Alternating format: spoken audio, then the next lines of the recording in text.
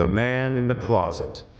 It was the summer of 2018, and Sarah had just moved into her new apartment in a quiet neighborhood in Ohio. It was a charming old building, the kind with creaky floors and history in every corner. After unpacking most of her things, she went to bed early, exhausted from the move. At around 2 a.m., she was woken by a faint sound, scratching. At first, she thought it was just the house settling, maybe a neighbor's pet. But then she heard it again. The sound seemed to be coming from inside her closet. Her heart began to race as she lay still, listening. The scratching grew louder, more deliberate, as if something or someone was trying to get out. She could feel the weight of the silence, the tension thickening in the room.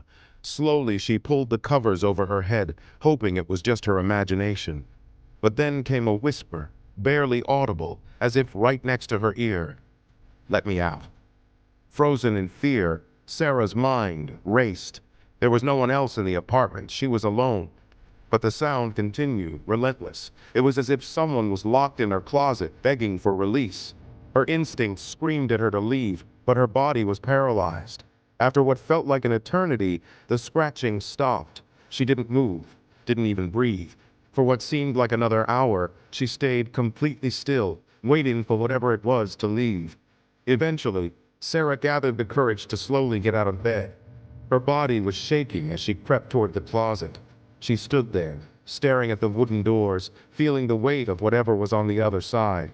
Her hand hovered over the doorknob, but before she could turn it, she heard something else. A deep, guttural voice, now clearly from inside the closet. "You shouldn't have opened the door." Sarah ran. She didn't look back as she grabbed her phone and called 911.